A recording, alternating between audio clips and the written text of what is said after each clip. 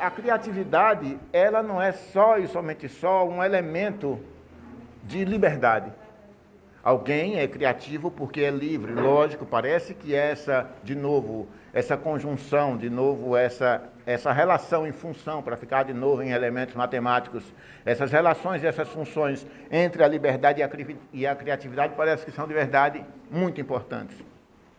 Mas há um elemento nisso da criatividade, quando associada à educação, quando associada à sala de aula e mais ainda associada ao texto literário, que é uma coisa chamada criticidade.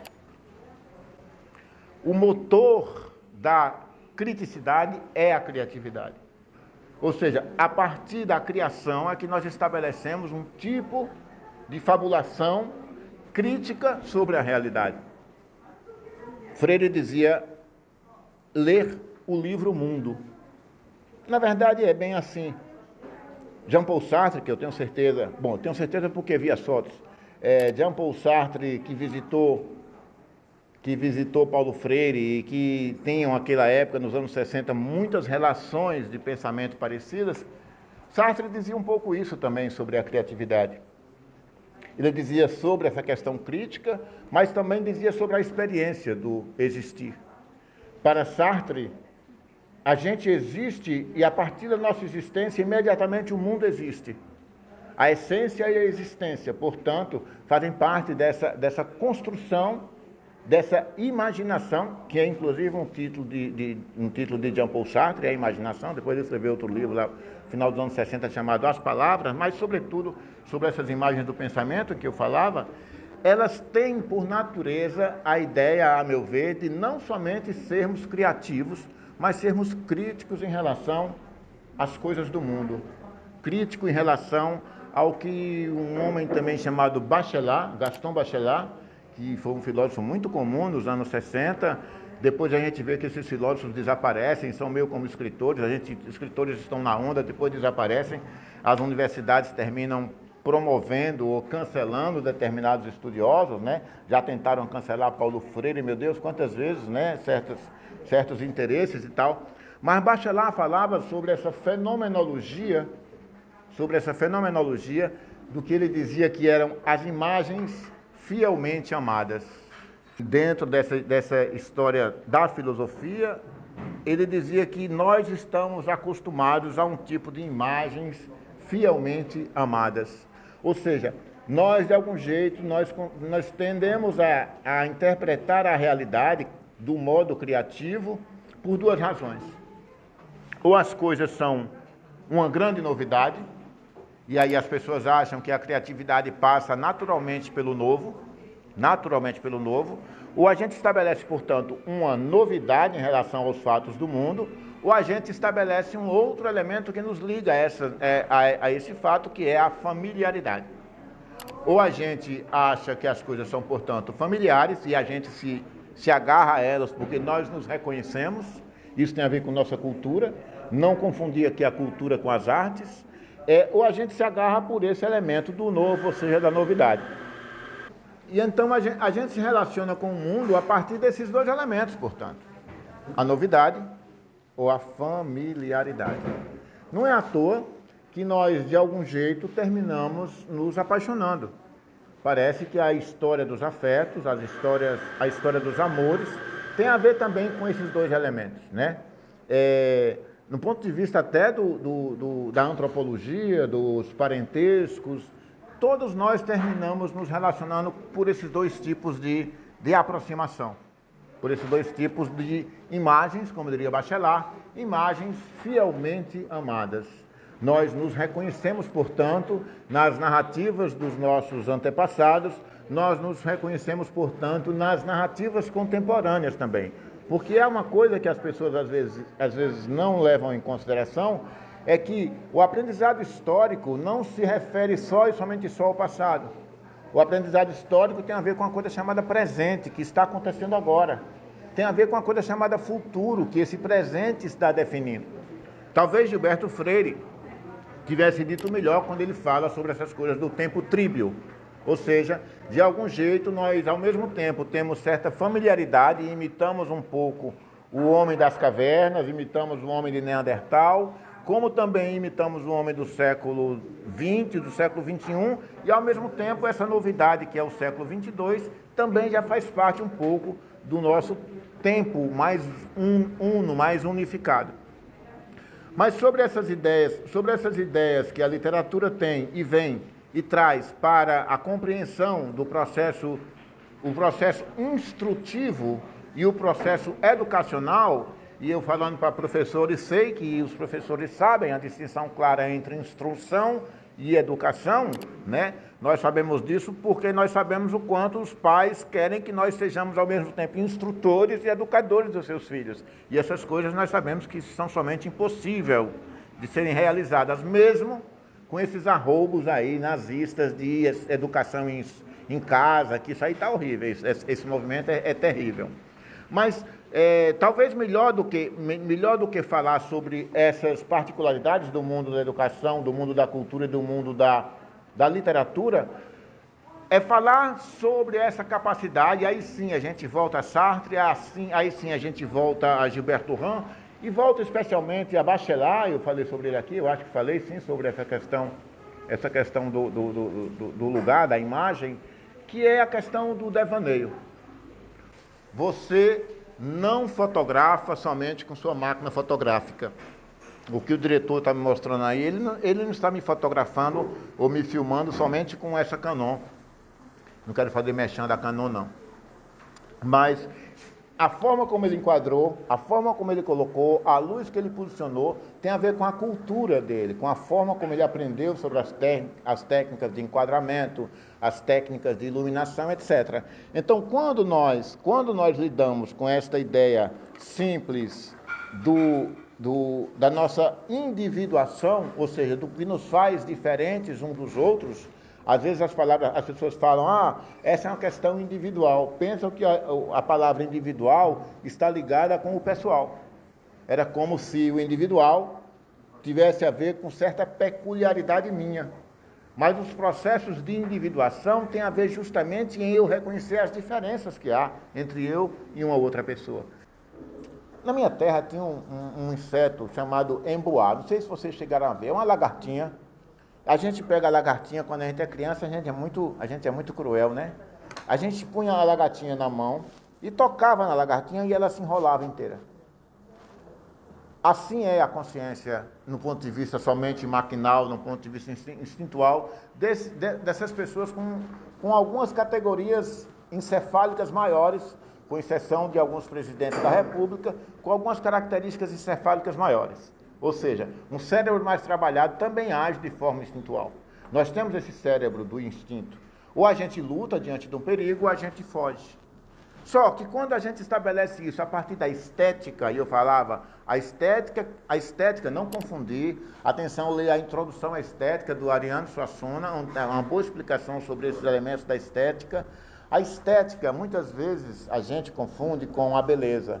Aquela coisa que estética bonita, as pessoas dizem, mas a beleza é uma coisa, tem a ver com o belo, e a estética é justamente a nossa capacidade de sentir.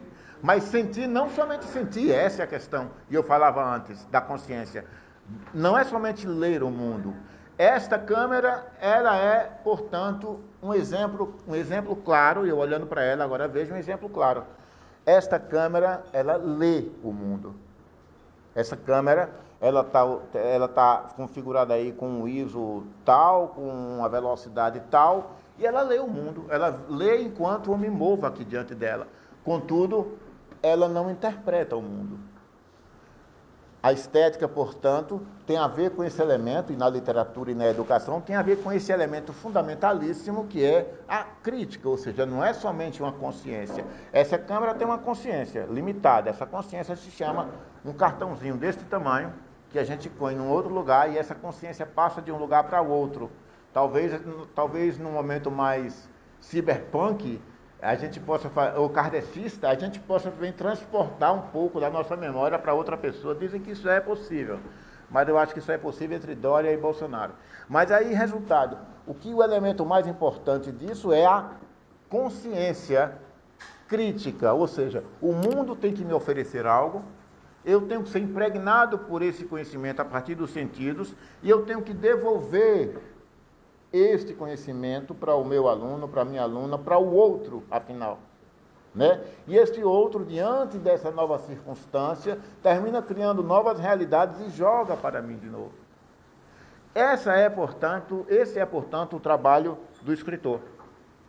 O trabalho do escritor ou da escritora é garantir, a partir de uma coisa chamada narrativa, que é essa troca entre o mundo real, o mundo imaginário, ou seja, essa fabulação, alcançando a estética do outro, dê a este outro a capacidade de voltar para a leitura, pensar sobre isso e alterar a sua própria visão do mundo a partir de uma história simples de um homem se transformando em um inseto monstruoso. Ler é um conceito agrário. Notem, a gente às vezes esquece que o mundo rural é tão importante para a gente. Mas ler não tem nada a ver com intelectualismo. Ler é um processo absolutamente instintivo. Ler é um trabalho manual. Ler é um conceito agrário. Ler, eu não sei se vocês participaram desse tipo de escravidão infantil. Na minha terra eu era assim. Minha tia, eu sou órfão e aí era pior, minha tia jogava um bocado de feijão em cima da mesa e eu tinha que escolher o feijão. Vocês já cataram feijão assim? Passaram por esse tipo de violência infantil, não é? Então, você tem que catar o feijão, né? Catar o feijão, e para mim era terrível. Isso tem a ver com estética, isso tem a ver com beleza, porque eu terminava levando muitos, eu tinha pena dos feijãozinhos ficarem na mesa, e aí eu era um péssimo catador de feijão. E aí, então, ler, na verdade, a palavra ler vem de legere, que significa eleger, escolher. Né? Você tem que ler a realidade. Então, você cata feijões, como no poema de Drummond, porque essa leitura que a gente faz do mundo não é só especialmente a leitura ela mesma, ela tem a ver com esse tipo de consciência e de interpretação, mas interpretação também em um sentido teatral. Interpretar não tem a ver especialmente, de novo, com essa coisa do intelecto. Interpretar tem a ver com um conjunto de sensações. Eu interpreto melhor o mundo, ou um vidente interpreta melhor o mundo se ele vê. Alguém que não tem a capacidade de ver, eu digo óptica, alguma deficiência visual, ele de fato vai interpretar o mundo por esta falta, com mais o acréscimo de qualquer outra informação, como o tato, como a audição, etc. Então, a leitura não é especialmente o melhor. O importante é interpretar. E interpretar, eu dizia agora há pouco, nos bastidores, que a interpretação não tem a ver especialmente com o texto. Não. A interpretação é o que o texto produz para que você leia o mundo. Por isso, muitas vezes, os nossos alunos nossas alunas se colocam em situações dramáticas, porque eles vão dizer: professor, é capaz de o senhor me perguntar o que esse texto quis dizer, mas eu não sei. Eu digo: o que é que você sabe que eu também não sei? Eu sinto, diz ele. E sentia melhor, porque sentir é uma forma de interpretar e não de ler. E o que você sente, o que você transcende da leitura, essa interpretação, é justamente sobre esse fingir. Professor, eu não sinto nada. Finja que sente. Finja que sente. Porque é a partir desse fingimento, não somente no fingir, no processo teatral, porque o que refere o processo teatral é a repetição. Você só tem bons atores se você repetir. O ator repete, repete, repete, repete, repete. O leitor, portanto, o eleitor tem que repetir, repetir, até produzir uma sensação diferente. O poeta Fernando Pessoa diz isso, né? O poeta é um fingidor, finge tão completamente que chega a fingir que é dor a dor que deveras sente. Ou seja, esse processo de fingir, que não tem a ver com a mentira, o processo de fingir tem a ver com a criação. Essa é a diferença entre o universo da mentira e o universo da ficção. Lógico que a ficção, o escritor, a escritora, não estão preocupados de nenhuma forma com a verdade. A verdade interessa à filosofia, de quem nós falávamos no começo dessa conversa. A verdade interessa à filosofia. A verdade factual, ou fato, simplesmente, não interessa também à literatura. O fato interessa ao jornalismo. E a literatura não deve nada nem à filosofia, nem ao jornalismo, porque, embora não se interesse por realismos, A literatura, tanto quanto a educação, tem que estar conectada com a realidade. E esta realidade é que é factível de interpretação. Porque quando se trata de criação, especialmente, e aí nós temos uma distinção, nós falamos agora há pouco antes do intervalo, a criação tem a ver especialmente, a criação humana, pelo menos, tem a ver especialmente com tudo que se vive. Somente a criação divina, e eu estou falando de mitologias, ela prescinde da existência de algo. Quando as mitologias falam da criação do mundo, as cosmogonias, a criação do universo, etc., sempre é sobre o nada, né? No princípio era o verbo, no princípio era, portanto, a palavra, ou ao modo de Goethe, no princípio era a ação. E aí essa ideia de sermos demiurgos, de criarmos ação, escritores, criarmos ações, e ações que revolucionem, é que é o mais importante nessa ideia de criar universos, de criar possibilidades. E esses estranhamentos estão postos, portanto, dentro do contexto educacional, tanto quanto no contexto da vida ela mesma. Não estou falando somente da escola, mas estou falando de um processo educacional mais amplo. Eu estou falando da educação, portanto, meus amigos e minhas amigas, como um processo de diálogo mais amplo do que na escola. A escola é somente parte disso, parte importantíssima disso. Mas nós estamos falando de que a educação tem que ser um sistema aberto. Um sistema aberto. É por essa razão que às vezes nós não entendemos bem que tipo de leitura o nosso aluno e nossos alunos estão querendo. Sidney, veja, você enquanto escritor, como você vê esse processo de cinema e literatura e dentro do cinema a gente fazer releituras com alunos, que é de uma riqueza imensa, o que eles trazem, os alunos, né? E você enquanto escritor, como é que você vê? Cinéfilo eu sei que você é também, que eu vejo por outro encontro, né, nas salas de cinema, mas veja, eu gostaria de ouvir sua opinião. Eu acho a resposta para essa pergunta, ora simples, ora complicada. Sim. Porque a gente vive a partir de determinados clichês de respostas, ou a gente vê o nosso aluno e nossa aluna, professores, pessoas no geral, dizerem o seguinte em relação a essas relações nem sempre muito amistosas entre a literatura e o cinema. As pessoas dizem assim: o filme é melhor que o livro. Ou dizem o contrário, o livro é melhor do que o filme, muitas vezes sem nem ter lido o livro, né? Mas ocorre o seguinte, o cinema se alimenta da literatura há uns 2 séculos já, desde o começo né? As primeiras produções de cinema eram especialmente adaptações literárias. Adaptações literárias. Inclusive, uma das primeiras adaptações literárias era uma animação, era uma coisa mais simples, de um livro infantil até. O que ocorre em relação às adaptações literárias é que muitas vezes elas não favorecem tanto a cadeia produtiva do livro e muitas vezes favorecem muitíssimo ao que se chama também da indústria cultural, ou seja, do mainstream, do tipo de produção cultural que tem maior apelo à sociedade.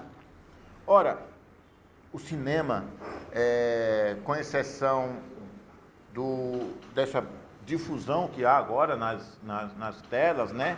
O cinema nunca foi, ou foi menos no Brasil, nunca teve um acesso muito claro. O cinema era difícil de acessar. Temos certeza que nós temos alunos e alunas que foram pouco ao cinema.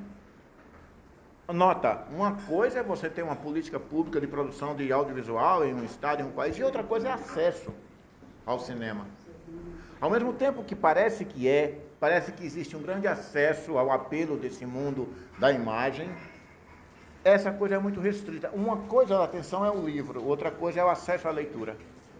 A sua biblioteca, professora, tem aí bastante títulos, bastante livros, mas o acesso à literatura, a leitura é uma outra coisa. O cinema é uma coisa, mas o acesso ao audiovisual é uma outra coisa. Nós temos perdido, por várias razões, eu não quero atestar nada aqui, nós temos perdido no Brasil tanto bibliotecas quanto salas de exibição. Muitas salas de exibição no Brasil fecharam para abrir mão a um tipo de teatro chamado igreja. chamado um tipo de sei lá o quê, né? Lógico que nós temos perdido, portanto, um público crítico de cinema. Porque quanto menos se vê, menos se critica. E aí é a questão do capitalismo. Quanto mais se vê, também menos se critica.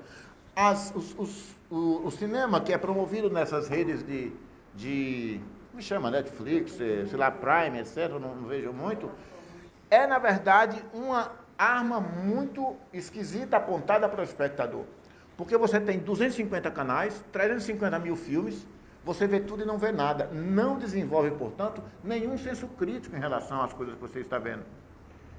É pior, portanto, nesse caso do cinema, esse tipo de sensação de poder. Eu tenho 250 mil filmes no stream, nessas coisas. Então isso é uma coisa muito perigosa, muito perigosa. E uma outra coisa que a gente tem que definir é o que é cinema, professor, e o que é filme. Hoje as pessoas têm feito muitos filmes, mas pouco cinema. Cinema é uma linguagem, filme é o produto de. Então o que nós temos visto muito, mesmo em relação às adaptações, são filmes, e não especialmente cinema. Há como que, por conta também dessa proliferação, desse acesso impressionante a todo mundo ter um celular e poder fazer um filme, mas não faz necessariamente cinema. Então nós temos perdido o poder de garantir a linguagem do cinema e a linguagem literária em adaptações de última hora, em adaptações feitas só e somente para cumprir um determinado padrão de filmes que se fazem. Então, a literatura não é um meio, uma linguagem que tenha sido favorecida no decorrer do tempo a partir das adaptações literárias, e essa relação não é nunca amistosa, sempre é um prejuízo muito grande. Então, eu acho que a gente precisa de melhor cinema para produzir melhores filmes, e a gente precisa de melhor literatura para produzir melhores livros. Não confundir o continente com o contido, não confundir o cavaleiro com o cavalo. Aê!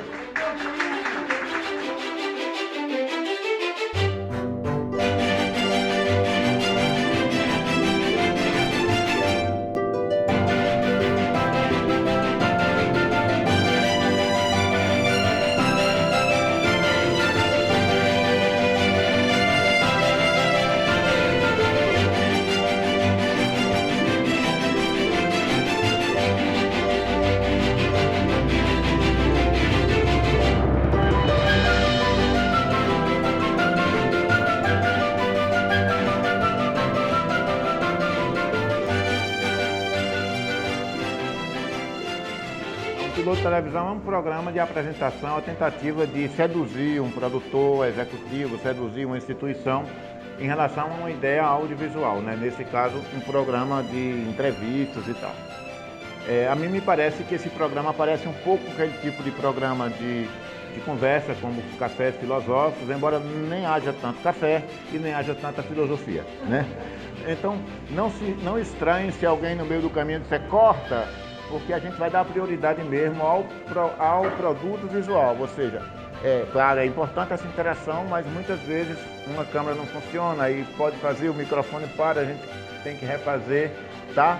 De forma tal que a gente começa agora às 2 horas e termina perto das 2 da manhã. Então vocês aguentem só um pouquinho, que não vai, na verdade, é isso.